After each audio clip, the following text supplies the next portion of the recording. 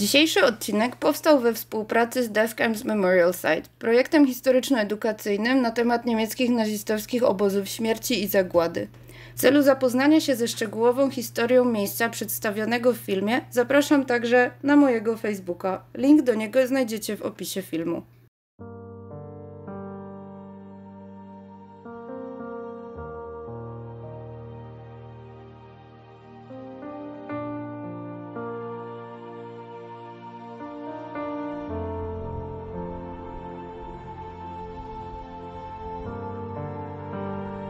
Jeżeli się kiedykolwiek zastanawialiście, jak imprezowała załoga Auschwitz-Birkenau, bo imprezowała, to byli ziomki z pracy dla siebie, to jestem właśnie na terenie ośrodka, który obecnie jest rozebrany i to był taki współczesny ośrodek oczywiście w ostatnich latach, ale dawniej funkcjonował tutaj właśnie, funkcjonowało tu takie miejsce wypoczynku dla właśnie załogi obozu i oczywiście większość relacji poznacie z historycznych materiałów, które zaraz postaram się zaprezentować.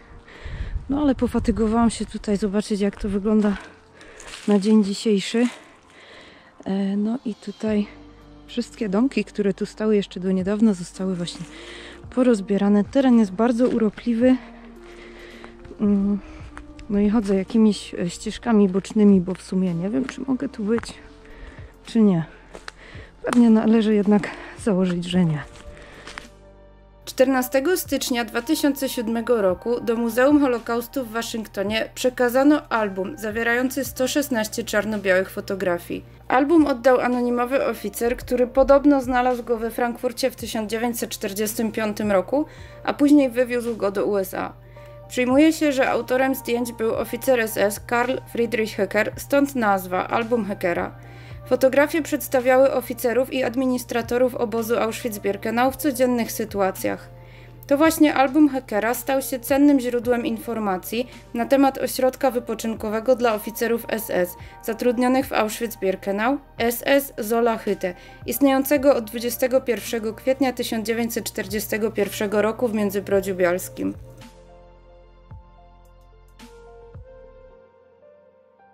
Jedno z najbardziej wstrząsających zdjęć pochodzi właśnie z chaty nad Sołą i zostało wykonane na przełomie wiosny i lata 1944 roku. Pierwsza osoba od lewej to Richard Baer, ostatni komendant obozu Auschwitz. Za nim stoi anioł śmierci, dr Józef Mengele, znany ze swoich okrutnych pseudomedycznych eksperymentów oraz z poddawania więźniów selekcji. Na zdjęciu znajduje się również Rudolf Hess, pierwszy komendant i założyciel obozu Auschwitz. Powrócił on do Auschwitz w maju 1944 roku jako nadzorca zagłady Żydów węgierskich. Osobą w tle jest Józef Kramer, komendant niemieckich nazistowskich obozów Natzweiler-Struthof, Auschwitz-II-Birkenau i Bergen-Belsen.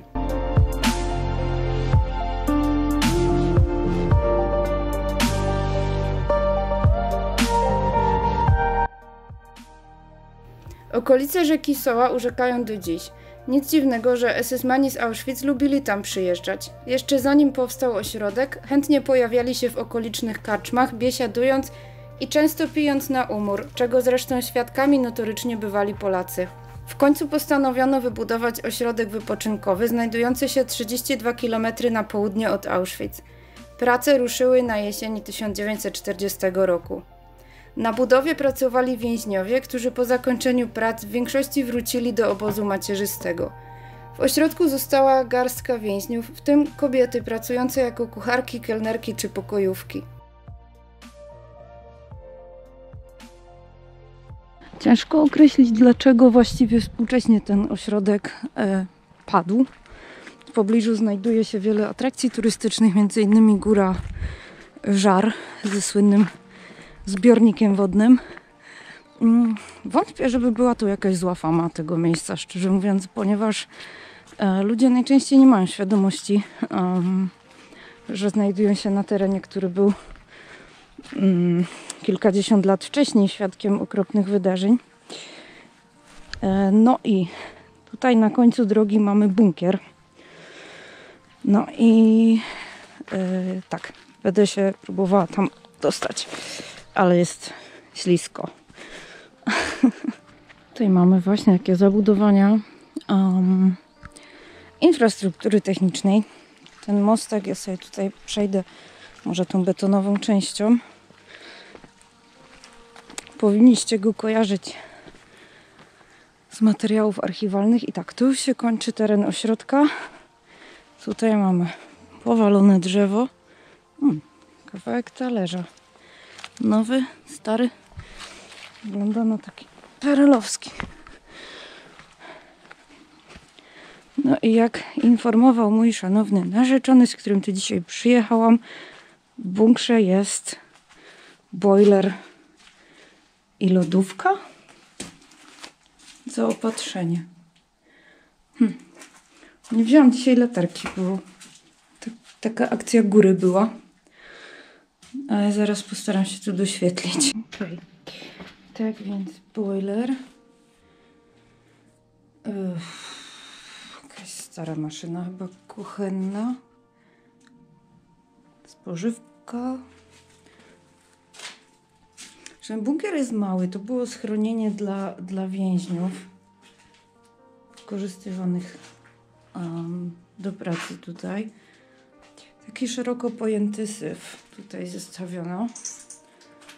Lodówki, pełno lodówek. Formy do pieczenia ciasta. Trochę chwieje ta podłoga. No ale okej. W każdym razie tak dzisiaj wygląda bunkier, gdzie chronili się wykorzystywani do pracy więźniowie. Atrakcjami dla oficerów były uczty i biesiady, ale także leśne spacery, zbieranie grzybów, a czasem organizowano także polowania na zwierzynę leśną. Większość czasu spędzano na dworze, gdyż pokoje w chacie były ciasne i dosyć ciemne. W tym samym czasie w chacie mogło nocować około 30 oficerów.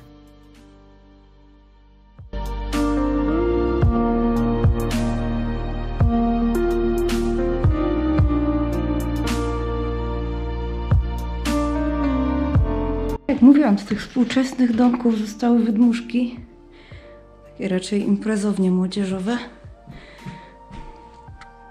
No, tam przez okno widać instalację, elektrownię na górze, ale dobra. Zobaczę jeszcze jakiś domek. Standard tutaj generalnie.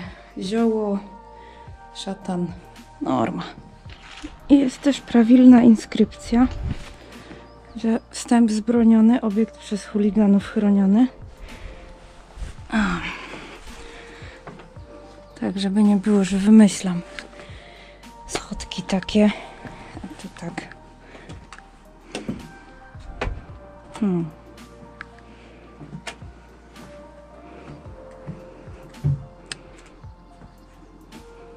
No, niczym się ten domek nie różni od innych. Ale fajne widoczki.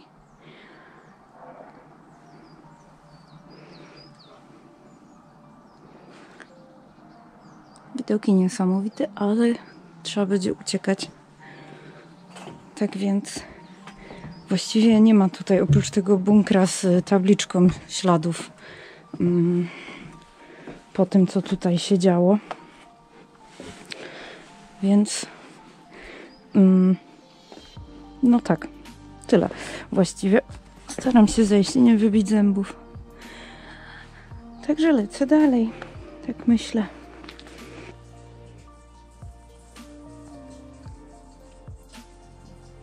Co to mogło być? Pozamykane, czy przytrzaśnięte?